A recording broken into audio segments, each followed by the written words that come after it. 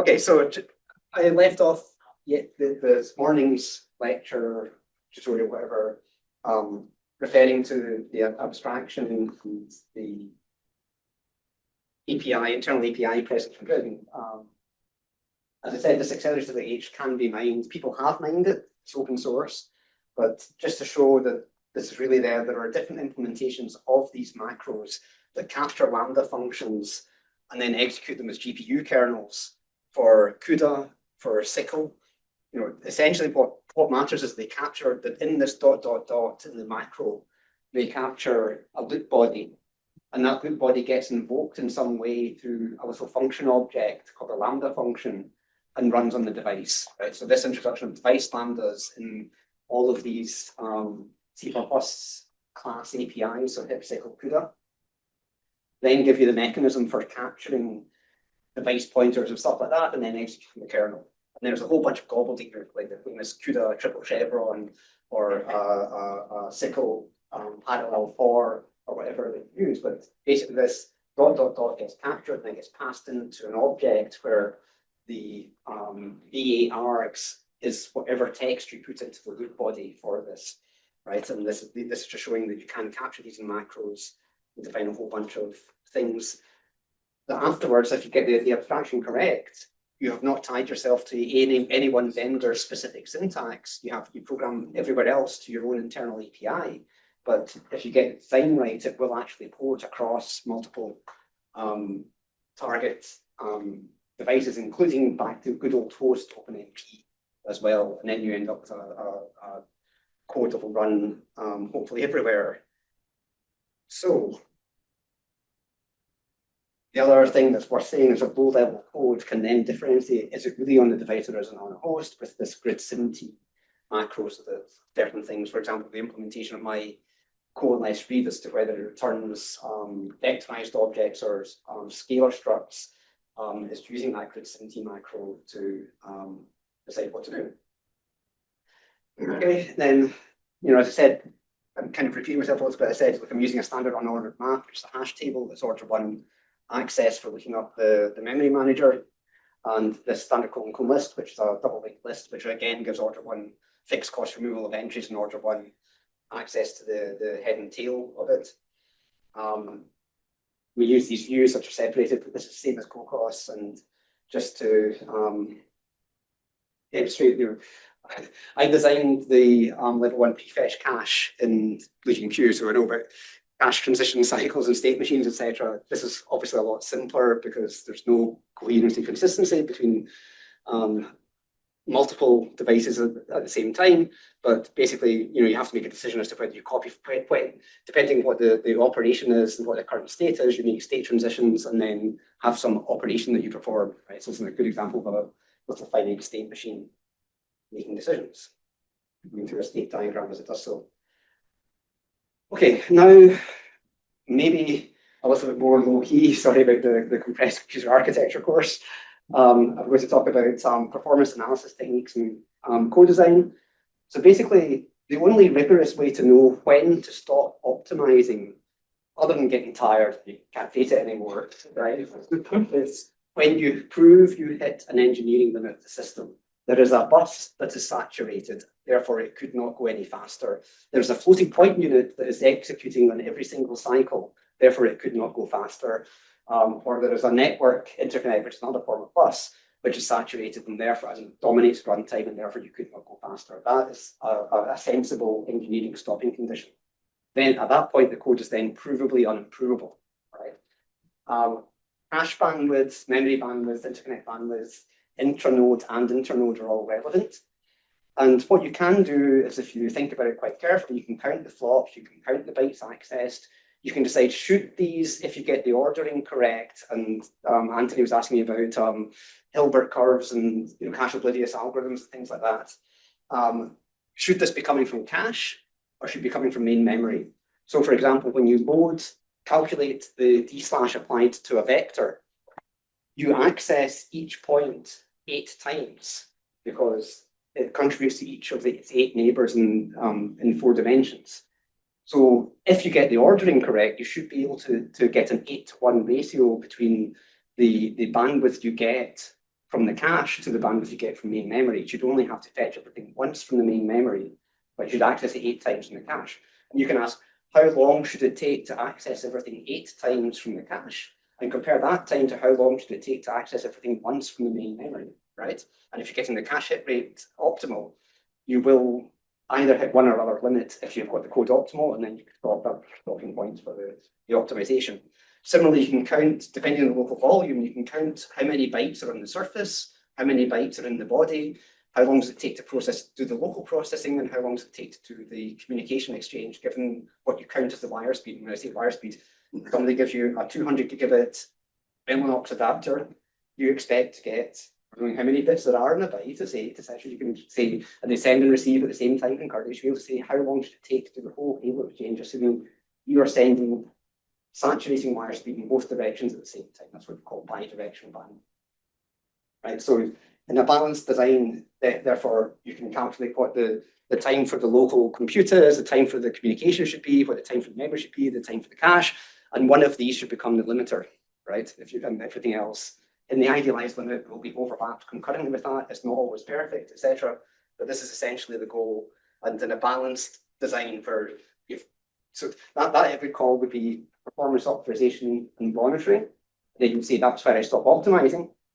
And if co-design is really then saying, oh, maybe the design is changeable, and we can say, oh, we're over engineering the floating point because such a ridiculous floating point peak, but the memory bandwidth isn't keeping up. Maybe we should back off the floating point peak and spend engineering resources on something else, for example.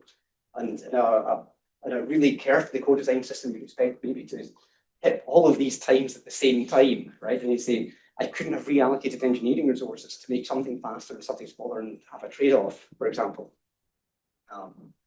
Yeah. Why is the bytes different for the top two than if I plug in RHS equals 1 on the bottom two? Right.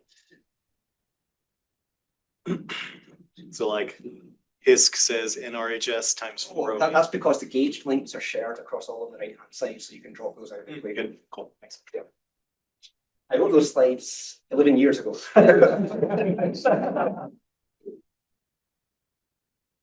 Okay, so yeah.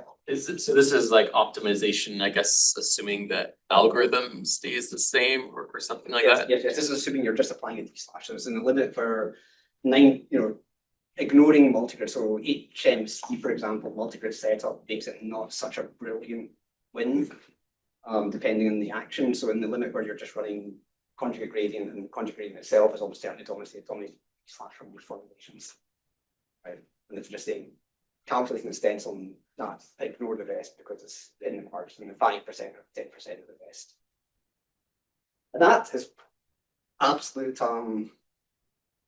golden Hennessy and Patterson, where they say, make the common case fast and correct, and make the uncommon case simply correct.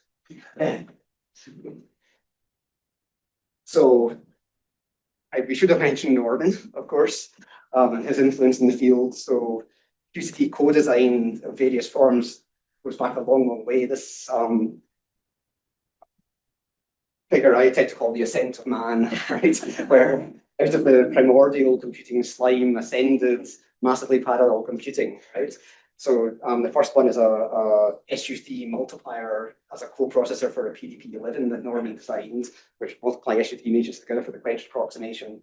Some wire wrap chips where discrete logic chips are done for a couple of generations. And I think the next board is Fermi 256, which is using YTech, the X8387 coprocessors assembled into a 256 node system. I think a young man called Justin Ratner was involved with Norman's sales rep in that, who eventually became the CEO of Intel.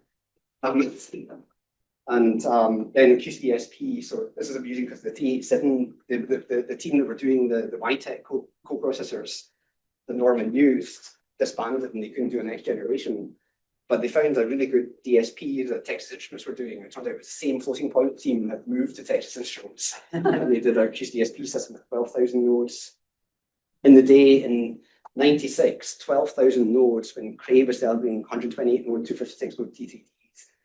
It was absolutely unthinkable, but they went low power and cheap and massive and then had a bit serial interconnect 4D torus that was ridiculously fast and won the Gordon Bell Prize.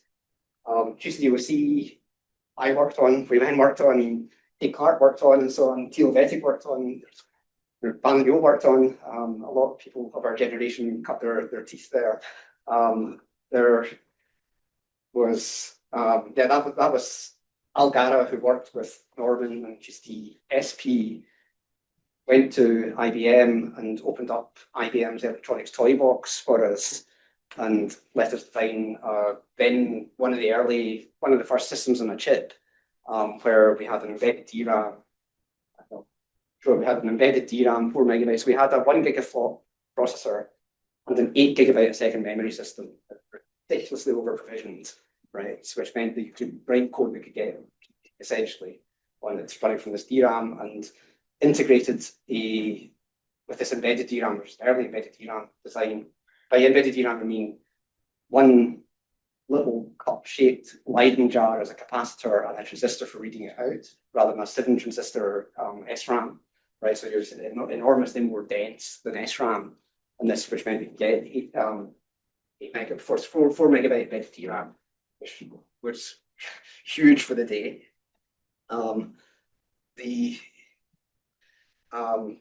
It also integrated above into the memory system, so above the slow I/O buses, a 6-dimensional torus interconnect. And that gave clueless, so no further parts to pay for, connectivity over the whole system. And actually, by structuring the racks with long cables to go up the odds and down the evens, we could have clueless interconnect no matter how big the system became, right?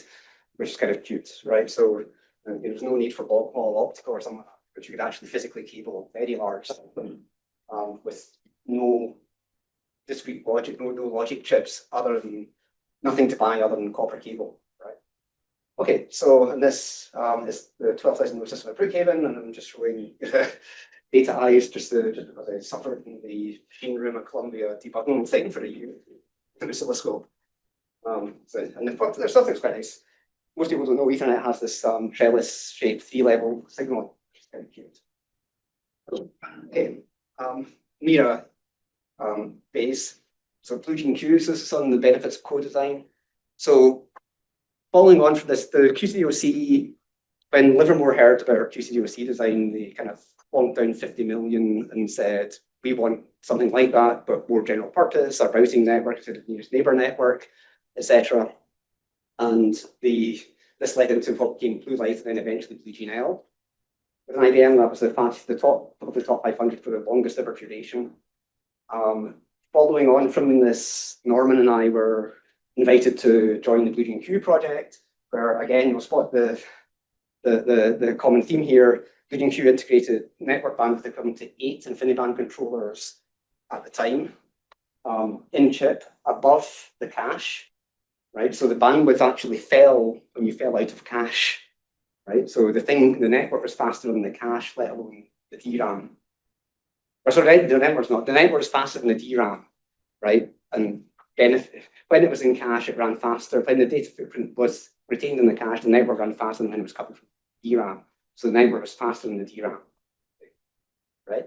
So it was a massive cache again using embedded DRAM, 32 megabytes, etc.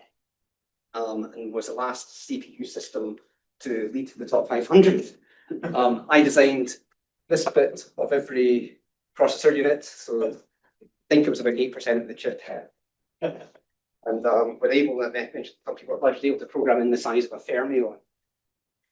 So the fermion field, so that I could tell the prefetch engine that when you see a miss, fetch exactly this amount of data, but then stop and don't go beyond that, so that you could not fetch any data that was not required, right? And with the result that when you ran D/M simulation, I could prove in the cycle accurate simulation that we didn't fetch any data that was not used, and that every single miss in the cache was a compulsory miss, right? What's the motivation for having the the interconnect above the caches? Like, I see part of it, but like, what's the specific motivation? So the cache was effectively the point of coherency. So then anything that gets written into the cache is automatically kept consistent with the cacheable views.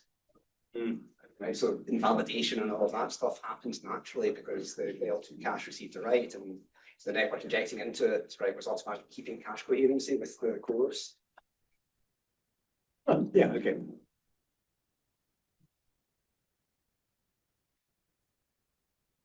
Okay, so we could program in the size of this. This is some slide I gave about prefetching where you can. So the other thing I could play with was to lock gauge field links in to the cache while spooling the fermions past. So if I knew I was reusing something a lot, I could say, do not dare evict this, only put this data in certain hash lines and certain ways of the cache, etc. So I could play all sorts of clever scheduling games. In terms of the network, we had a 5D torus mesh, and this graph is supposed to show that if you lay things out correctly, which MPI cart create did not, and despite my repeated asking, MPI cart create never did, you can map the torus. There's a mesh by torus here, where the torus is angular and the mesh is radial and longitudinal in that cylinder. And if you reroute things so that you cleverly map, you can create out of this three-dimensional surface a two-dimensional submanifold that is torus cross torus, right? A nearest neighbor is the point. So by doing this, you can ensure that a correctly laid out communicator will only ever send packets by one hop and never have to route at all through the network, right? Which is kind of cute. And that was a trick. In the QC03 with the 6D, we were able to bake any dimension of lower torus within a given partition, and because we didn't have a routing network, it's only nearest neighbor, we could have all halo exchange communications only travel one hop, and it would always have a nearest neighbor network that works. And copy this or modify this trick for the new context. With that, because everything's one hop, we've got particularly good weak scaling all the way up to 10 petaflops, which actually you would struggle to get that even today because scalability becomes difficult, so even in modern systems. So this was going all the way up to 100,000 nodes. Yeah. Again, playing the same trick again. In Edinburgh, we had we bought a system which was an SGI system. They had hypercube systems where they had a hypercube of switches, but then some number of nodes in each switch, and they would go and stick 18 nodes on each switch, which is not a nice power of 2 factorization. So we insisted on buying them only populated with 16 nodes on each of these switches, in which case with the right layout, we could space fill inside I think there's, I can't remember, something like a 2 to the 8 hypercube here or something like that, and map toroidal 4D torus inside that nicely, where everything travels one hop, and again you get perfect weak scaling. So it's performance per node versus number of nodes, and it's scaled perfectly. So these are me giving examples of co-design, and you'll notice over time. So the cost of making, when you buy chips of your own design, in 2003, the first chip cost us $500,000, and the second chip cost us $150. And you don't want to make a mistake because we want to keep the $500,000, right? By the time we did Blue Gene Q, the first chip cost 20 million, and the second chip cost probably of order $400, right? Over time, nowadays, I think the first chip tends to cost about $1 billion, right? So the level to which we can really influence chip design we've been unfortunately reduced to begging vendors to do the right thing, nagging them, working with them, telling them, oh, this would be better if you did that. You would make more money that way, right? And then they some of them might actually listen and so on. Right? So you'll see that the level to which we are influencing design is changing to system balance, number of network interfaces, stuff like that. For that reason, I'm a little bit pessimistic about code design as an ongoing future activity. Though that said, I did get Intel to introduce BFP 16 instructions in a patent for the Cooper Lake generation by telling them correctly with evidence that that makes machine learning training better because of the gradient underflow issue. It's called EP69EE.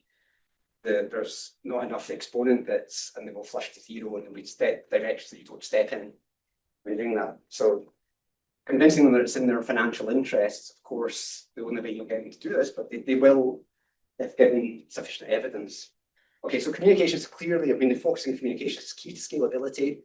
This is an example in the left here of a system in Edinburgh, which followed on from this Tesseract system, where we had 4 A100s, 4 HDR200s, and then this is in 32 to the fourth. You can see that the MPI weight all is slightly faster than this is gathering faces, applying the interior portion of the D/, which completely covers the MPI time, getting faces on that in the exterior. And you can see that this is compute bound on the GPU rather than being network bound, which is what you don't want to spend, buying 4 A100s now with more than it cost then.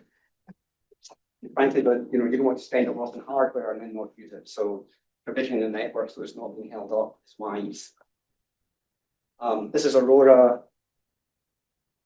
This looks okay. Comms is overlapped with compute. There are gaps. I can tell you the profiling overhead is significant. I got 16 teraflops on this per node without profiling, and I got 10 teraflops with profiling. The white space gaps are inserted by the profiler, not by me, right? Okay, so how do we do profiling? I wanted to give an overview of the tools and what you should be using. So there are various methods, and the first method everyone resorts to is probably the most laborious and wasteful method of your time, right? Because that's what you know how to do. And I know learning new tools takes effort to do, but it's a one-time effort that will save you in the long term. So non-invasive, if you're running CPU stuff, Linux perf can do perf record, run your command, then perf report. Perf stat will give access to performance counters like instructions retired, cache hits, cache misses, all that sort of thing. And you don't have to modify your code to do it. You just have to read command pages, right? And that is actually less effort, even though it seems quite intimidating to interpret the language, right? There's tools like vtunes. If you have Macs, Apple, inside Xcode, there's a tool called Instruments you can use, right? That give you graphical profiles. Just run your program under the tool, and then you can look at it and see what it's doing, right? And it will tell you all sorts of useful information. And of course, there's venerable gprof, which does what's called, I talked about program counters and current instruction pointer. It periodically interrupts your program and says, where is the program counter? Builds a histogram of how long it spends in which instruction, and then it will tell you afterwards with a profile report. It will tell you what percentage of time it spent in which routine, etc. For example. What's some other tool I talked about with somebody at lunchtime? I forgot what I mentioned here.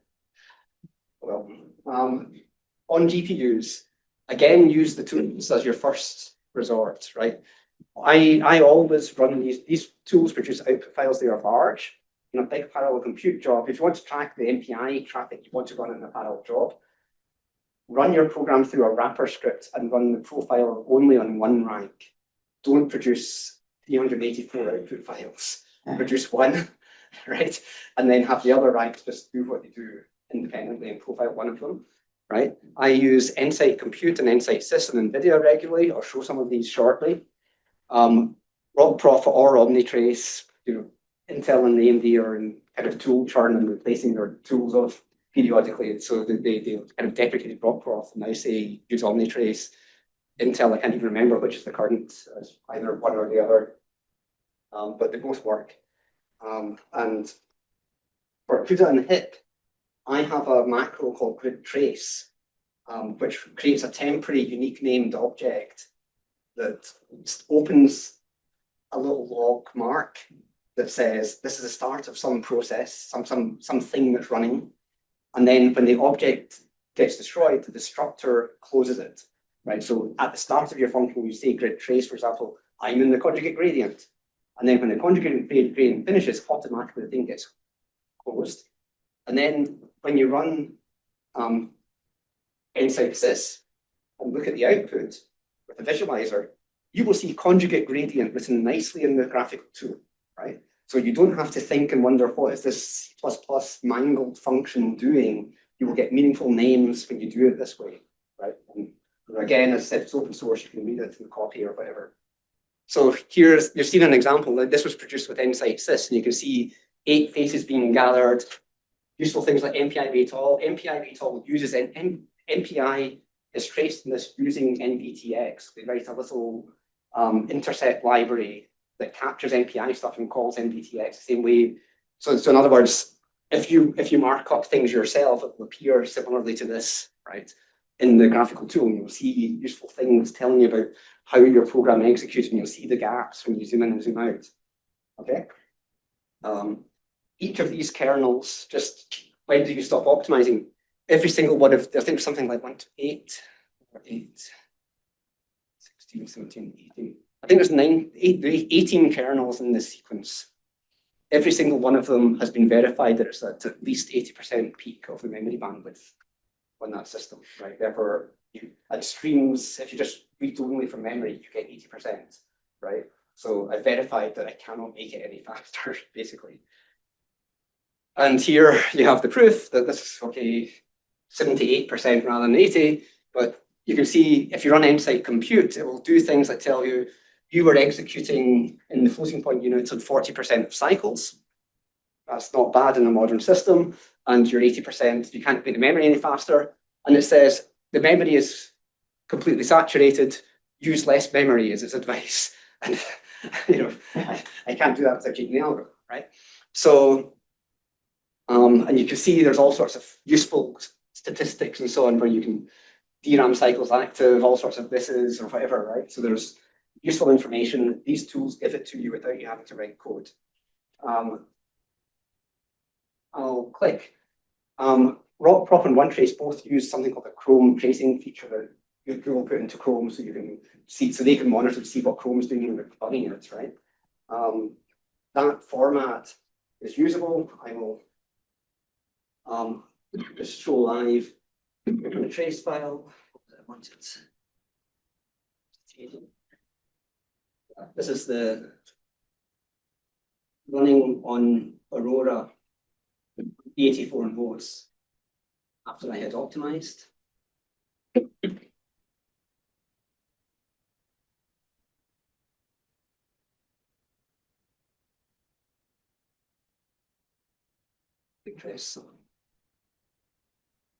Just to give you some sort of idea of what these tools look like and why I think they're nice to use. And you can see inside the benchmark, this is my Waymo d/benchmark. You can zoom in and look at one iteration of the d/ and see here, this is code that has worked around issues with the MPI on Aurora. So you can see there's 8 face gathers. If you hover over the kernels, I can see somewhere there's a Wilson compressor template, Wilson Y- projector, etc. I happen to know these are the face gathers. So there's 8 face gathers. Then there are copies, device to memory, right? So I can see this copying, and you might wonder why GPU direct RDMA, you should be able to go GPU to GPU, except GPU direct RDMA, this happens on a number of systems, happens on Perlmutter as well. Running GPU to GPU over the network interface between nodes is actually slower than bouncing through the host memory and sending over the network. And the reason for that is that you're reliant on the routing capability of the PCI Express root complex that AMD or Intel design. And there's no guarantee that that's perfect, right? And systems like the system we bought tours of when we wrote the booster in Germany, they have PCI Express switches such that the device to the network interface can go through the switch and not up to the host, or not up to the host processor. And that's actually a lot faster because Broadcom have done a great job designing PCI Express switches, right? Regardless, there's a workaround mode for this, which I've introduced to Grid, where we bounce into the host memory first with the device to host, get all of the device to host done watching these with, you can see this strobing in the CPU happening again and again and again. You know, these are nanoseconds apart, hundreds of nanoseconds apart, something like that, where it's monitoring completion events in all of these transfers. And as they complete, it starts MPI for each of them. So whatever order they complete in, it's sending them as early as it can, getting the data on the wire. Once that's done, it turns out it was most efficient to do that, get data in the host memory, and then start the intranode. The intranode is fast, these light green are intranode.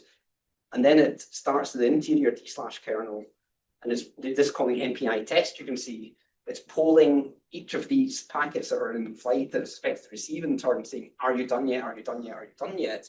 And then when it is done, it does a memory to device copy. So once it starts polling, it's triggering memory device copies for received packets.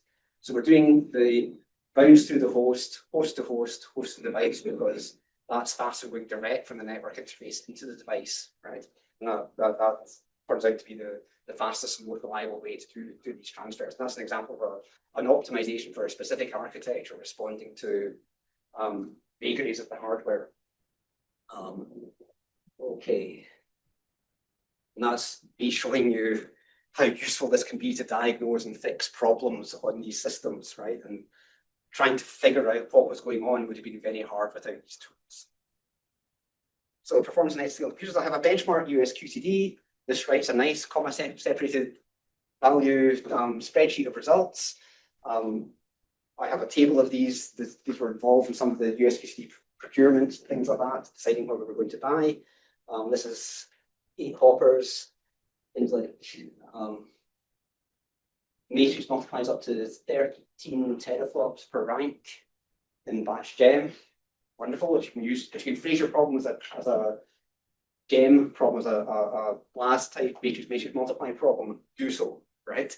And just call it because somebody else has optimized it very well.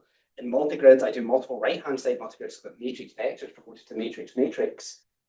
And then both the course defined, define to course, and the course operator are all done with batch gems. And they give this sort of performance even with double precision, which is impressive. Memory bandwidth benchmark communications. So you can see here, and you see here. No, anyway, I have communications benchmarks, all these sorts of things, and then the domain wall, Staggered and Wilson benchmark here. And this is a log scale, so there's a big dynamic range, but we cover a large number of architectures and we do very well across the board. AMD Genoa is actually about, this is kind of funny. The performance in Genoa, it turns out, was being limited by having only one power supply and the things were downclocking. When the system got installed in Brookhaven, it's actually twice as fast as what we thought we were procuring because they added a second power supply. And we were current limited, and the thing was dropping down in frequency. The drop is actually quite well. We get good weak scaling on Aurora. Everyone draws, linear plots. You can't see anything on these plots. It's far better to plot performance per node versus number of nodes, right? And then if it's not flat, rather than trying to squint at it and hold up a ruler and figure, is this a perfect straight line or not? Look at something that should be flat, and if it's not flat, you see a drop. You made an effective mess. Yeah, hopefully it's a plateau. Okay, so this is me. I've shown this already. I've annotated this for various reasons to explain this to people, but face gathers, device to host packets, device to device over the Z-Link, the intranode network. These are done with these are done not using MPI, but with specific simple mem copies. So I'm using the GPU library layer to do the intranode and a separate set of calls to MPI to do the internode. Host device MPI packets being stuck in, and then the exterior piece added in at the end, right? So, and this is as well as it could do. Workarounds. We're getting into thorny topics. Oh, this is scary. Go to a machine in Switzerland, and lib fabric patch routines actually accidentally corrupt the dynamic link library sector on ARM only, and only when it's talking to slingshot interconnects. Oops. I'll come back to that later. Just one. Ooh, incorrect results in a receive buffer on a machine that was in production at that time. Because it was caching most pointer to, or GPU pointer to physical memory translations, and when you did a malloc free sequence, and it didn't know about it.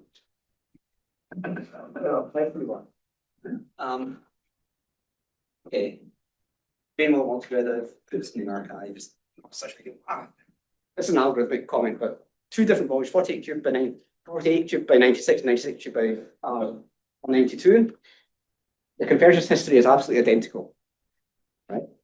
We are in the large volume limit where the eigenvalues are dense, right? It's finding an optimal polynomial over the entire range of the spectrum.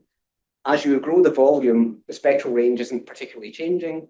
The same polynomial and roughly the same number of iterations in CG is required to get the same accuracy, right? Which is kind of spectacular. I measured the convergence rate in this tail. You can see that step by step in the CG, it's reducing by 0.9995451.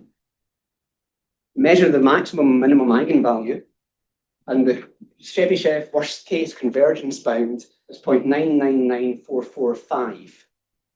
So we're saturating the worst case bounds, right? And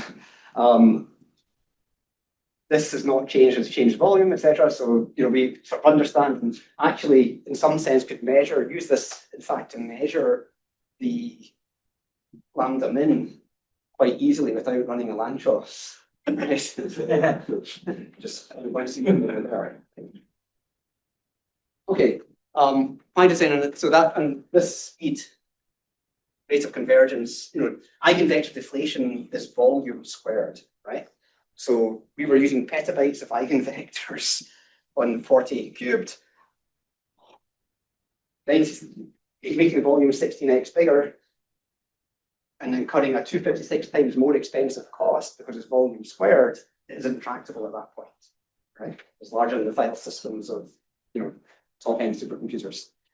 So why design algorithms from multiple right-hand sides? Well, applying the coarse operators, so we need multigrid, in other words, not eigenvector deflation. Applying the cost of the coarse operators by loading the n beta squared coefficients aij and applying these to order n basis coarse vectors, right? The square is going to kill us. But if we introduce multiple right-hand sides, we can load n basis by n right-hand side and multiply that by the n beta squared, and if n right-hand side is big enough, can you stop, you amortize or reduce the dominance of the cost of loading the coefficients in the coarse space. Right, so we're solving the system where A is replicated and shared. We also, in principle, can have faster algorithms. Whether block algorithms work or not to accelerate is somewhat complicated. Sometimes they work, sometimes they don't. There's not actually such great theoretical control of why. I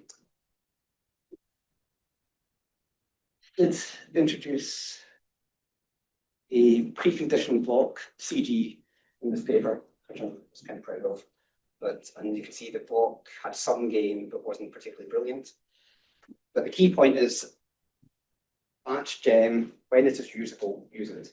These, QCD, whether you believe in a god or not or whatever, right? That's all gets physics, right? But the parameters of standard model, NC equals 3 and n spin equals 4 are immutable, right?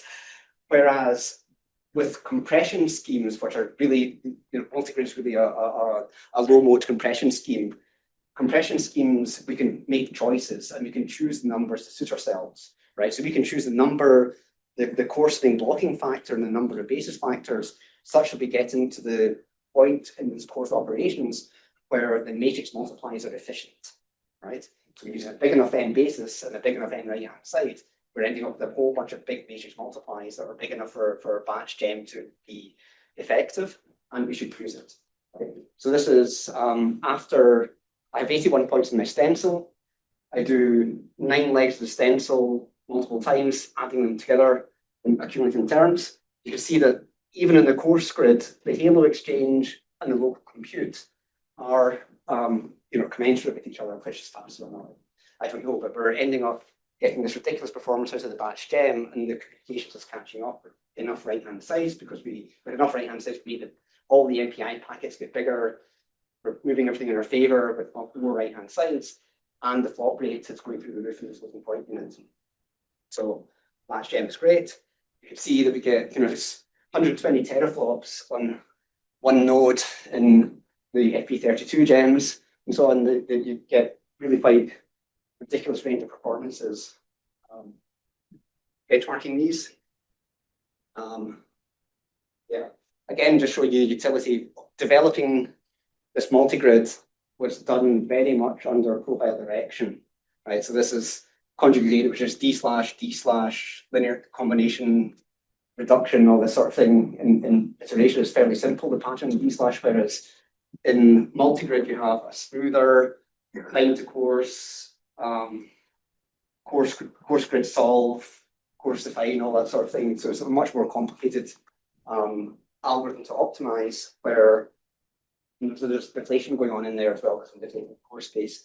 But the point is there's a larger range of kernels to look at here, and being guided by the profiler as to where you put your effort in optimizing is absolutely critical. So what do you do when things don't work? Okay, war story one was this guide. So one reason for putting this in here is I decided what the heck when I filed the issue. So basically colleagues call saying after call to grid community init, malloc gives 6xb, what's going on there. I look in, it's definitely after MPI init is called. The help desk were useless, right? We discovered that a libfabric patch routine was so they tried to remember these host pointer, device pointer regions that MPI has been called with before. It was trying to catch things like M1map, mmap, and so on, and intercept them and instrument them so it could observe you allocating regions, right? And the patch routine was incorrect.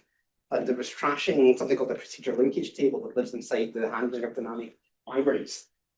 And basically overrides, instead of it intercepting calls to specific dynamic library calls, it was trashing this region and making random jumps into nowhere by writing instructions. So I had to call something called mprotect to give it write access to, willfully give it access to overwrite the code sections of the loaded binary after loading, and then modifying them incorrectly. The point is that another labor saver for everyone, and this has nothing to do with code design or anything like that, learning to use a debugger, right? You can printf debug if you have the source code to modify it. But when you have binary libraries that are incorrect and you do not have the source code, you have no option but to use a debugger, right? And since you don't have the source code, you're going to have to then debug it at the assembly level, right? So I decided what the heck with this to document how to use GDB correctly in the thread, just because it's fun. So it's been the bug.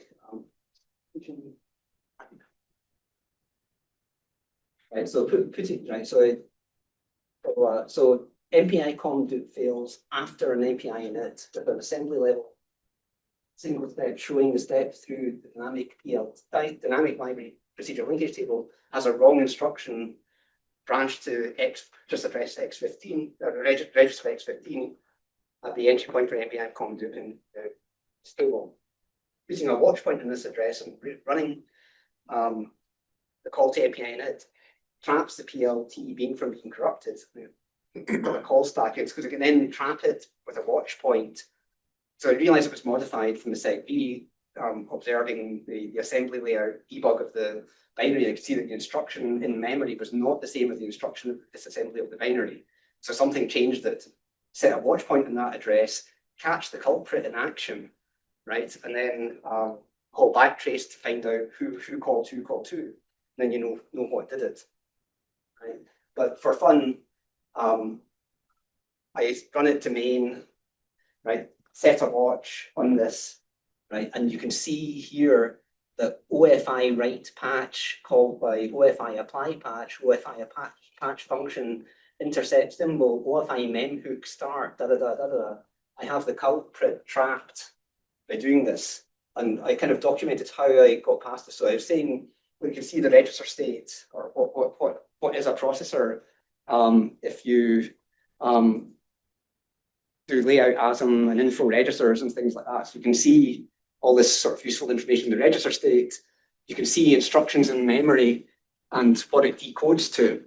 And at some point, I say prior to MPI init, the entry in this table is correct, right? So it has, I print this address that was, I detect as being corrupted, and it's correct. It's the same as this 9001750 here, which is what it should have been. And after calling MPI init, the address context has changed, right? So something has corrupted the binary in memory. The end result was a segmentation fault when that routine was called. Software versions, right? The opcode that is there looks to be the same as something. I searched the core source code of this library and found this opcode I was looking for. It was sitting there in a search for this D61F through the entire source code tree and found it, etc. Right? So various guys, but basically HPE fessed up and or story 2, MPitch giving rare wrong answers in Aurora. So for some reason, Grid gave correct results on the D/test with unit gauge and incorrect results with a random config, right? Which seemed insane, right? But it was tracked to incorrect results in a GPU resident buffer happening when you do a malloc, free malloc again and get the same pointer again, but a library has cached and remembered the previous allocation that you had, and if it maps to a different region, it has an incorrect map stored, right? Oh, yeah. And if you change the sequence of mallocs and frees, the heap behaves differently and doesn't give you that collision of the same pointer again, right?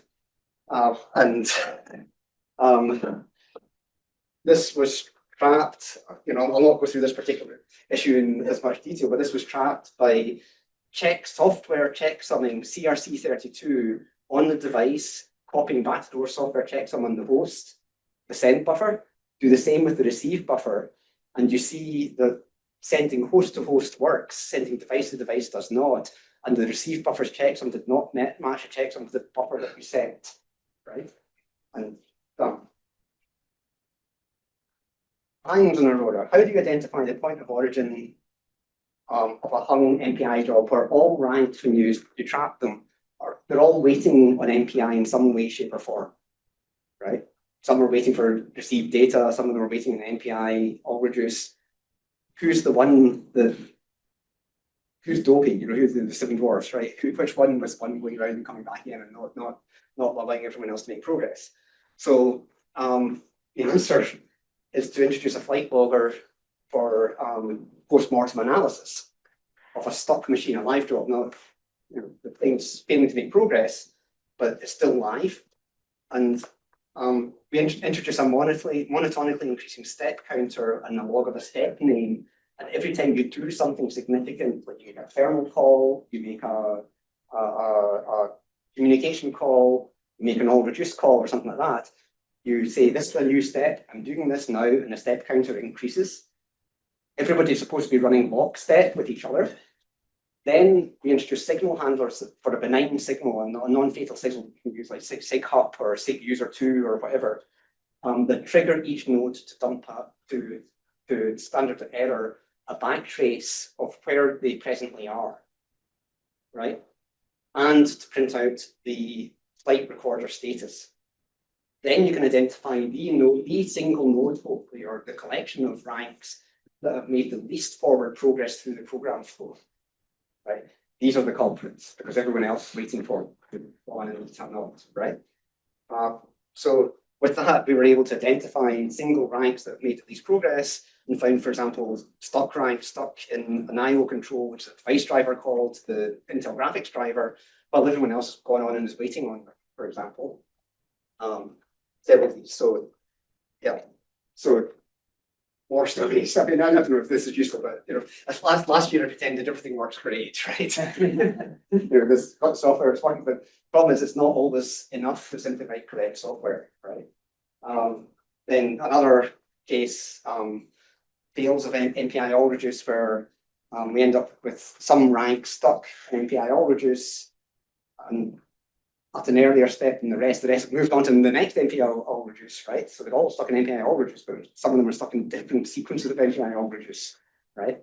And here we identified that some number of ranks were stuck in the intranode all reduce. We were using a particular configuration of MPI all reduce because we wanted to have a deterministic reduction with set shelving. We'll say normally MPI all reduce, depending on which node, which rank finishes first, they might sum the numbers in a different order. For integer arithmetic, that doesn't change because it's commutative, but addition in floating point arithmetic is non-commutative, and therefore you get different rounding results. And we insist that our codes be deterministic and give the same numbers, including rounding errors, twice in the same partition, because we want to be able to use that as a hardware check. So eventually we just gave up, and Christoph and I both wrote our own version, this slightly different versions of all reduce, which is what we use now to get determinism. Determinism is a really useful feature for machine debug and check we're getting the enhanced quality assurance of our science calculations. Okay, so I'm logging in grid all of the nasty gotcha issues with all the machines I hit now in a file called workarounds.txt floating around. If you want some entertainment, you can go there. Here what I'm trying to do is give, what do you do when the room's on fire, right? So these are some of my anecdotes of the burning buildings we've been in, right? We also talk about resonances and power supplies and all sorts of things like that, right? So in fact, I forced IBM to replace all the power supplies in every Blue Gene queue in the planet, except for Norman and mine, because we had the prototype. Which really sucked. So yeah, there's also lists of compile flags for various systems under that systems directory, and lists of compiler versions that don't work. And sometimes it's quite impressive. GCC, you might never use GCC again when you see this list. So an interesting question going forward for me is, can we teach Claude or any other code agent, code assistant, skills or whatever, using skills or whatever, to apply, select, or switch between these different optimizations or insert? Should we have to go and manage, say, oh, if only we could check some every packet before we sent it out and check the results on the far side?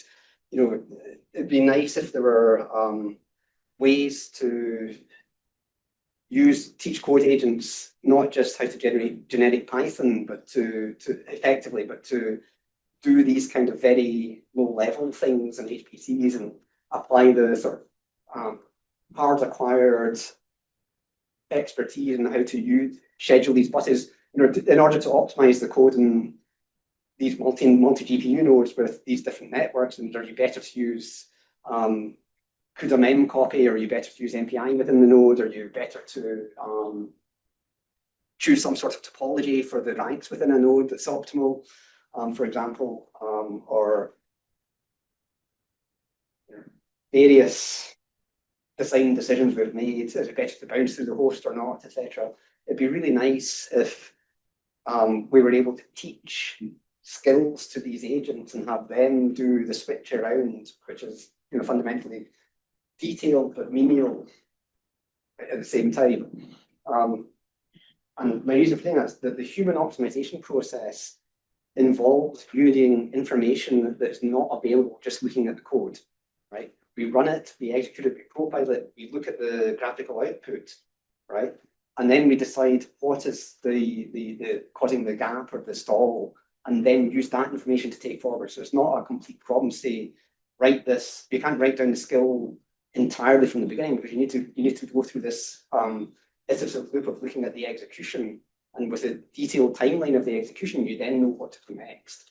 And in principle, that kind of iterative loop could be done in a more automated way than certainly the hugely person power intensive way it is right now. And the point being that in HPC, the task is not just getting correct code, it's getting correctness and performance in a multi-constrained optimization way.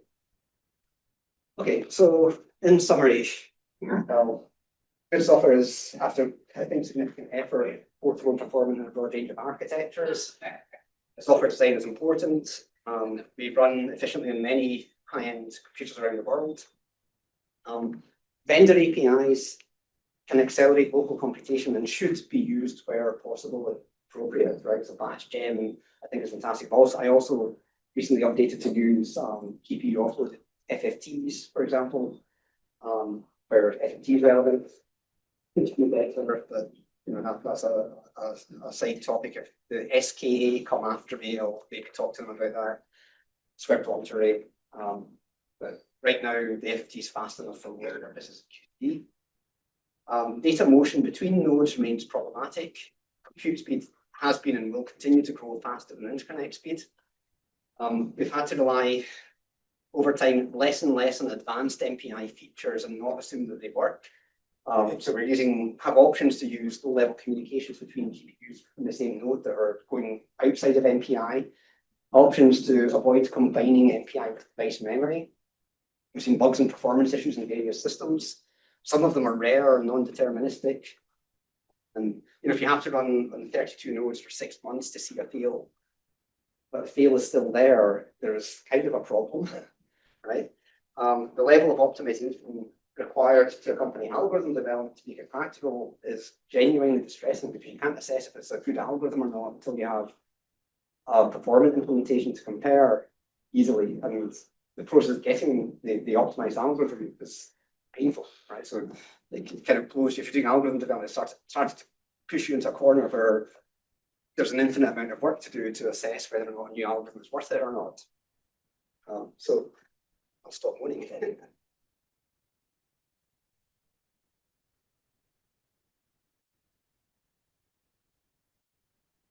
Questions, maybe?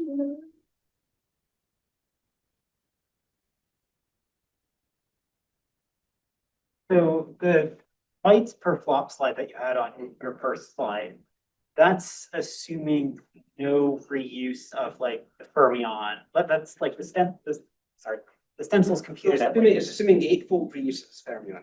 Really? Red fermion. Really? Yeah. It's assuming, sorry, so you're assuming one fetch and 8 uses. Okay, because I think I had tried to time grid and it exceeded those memory group line estimates in terms of speed. You would also need to look at the start, if you're running it in a benchmark loop, Yeah. how much of the fermion stayed resident in the cache, because you probably didn't do a cache flush between calls.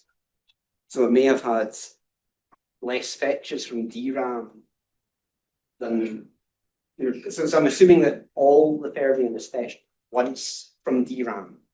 Right. And then maximally reused. Right. Right. But if the initial fermion were still resident in the cache, there would be less fetches from DRAM. Right. I thought I had gone to large enough volumes that like the fermion would not fit in cache, but Yeah. maybe that was the issue. It depends on what node type and so on. Yeah, the one BNL. It's the first time I've had somebody complain my code's too fast. Well, beyond there's a blind vendor, my code's too fast. Yeah, maybe we can talk offline. Yeah. So the BNL system is interesting because these AMD chips have something like ridiculous, like 256 megabyte of cache. Yeah. They're hugely different to prior systems.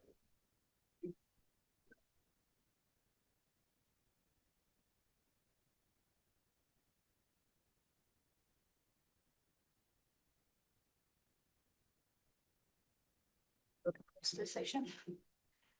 How about what's the latest hardware? I don't. Regensburg is doing something, or was doing something on hardware design. What you see? Oh, not in The only people I'm aware of still in the game is obviously the Riken people. So there's a next generation Fujitsu computer planned, which I think they're going GPU based as far as I recall now. So they've kind of thrown in the towel in floating point, but they're still doing a Japanese network and Fujitsu network and all of that. So I know that Rickon has been sort of hiring people for co-design with domain wall fermions, for example. So Masaki Tomi has moved. So there is a project there that is actually what I call a genuine design project. I think almost everyone else is finding that there's so many large systems put in with many GPUs that it's very hard to not simply become, fill out your time applications, do this sort of thing, etc. And a little bit. Christoph and Regensburg has been working with Jülich a little bit. We have an early access project for this thing called Jupiter, which is the I think it's the Grace Hopper superchip based.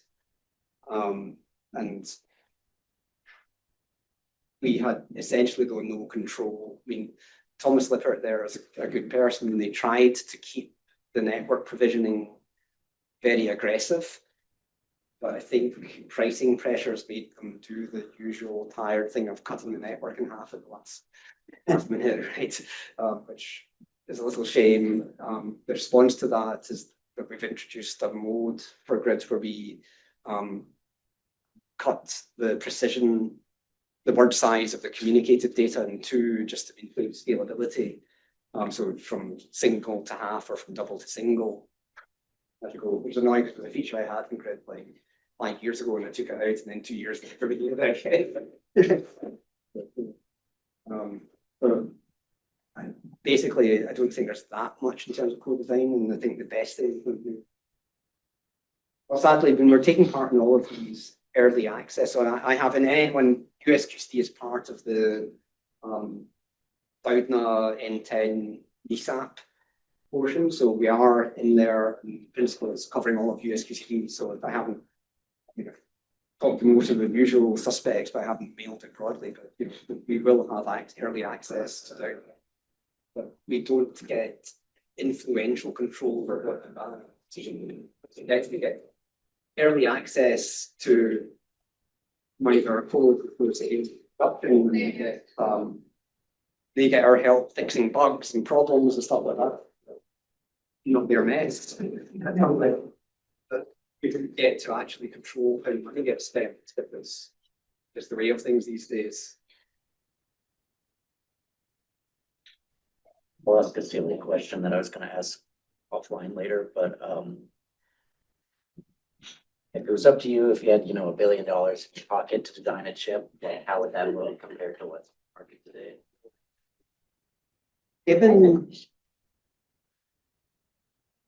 Given Mellanox ARM chip, so it wouldn't be so dissimilar to the system that I think Los Alamos got El Capitan style, where I would love to have the portfolio of IP that NVIDIA has and integrate as they're kind of doing, but try to find a way to make it cheap. Which is hard these days. An ARM core, not a 72 core ARM, one ARM core, right? Tiny self-hosting, you get the other stuff. You have integrated Mellanox adapters on the chip as well, and do the thing where we integrated network but didn't have to pay for the expensive network cards.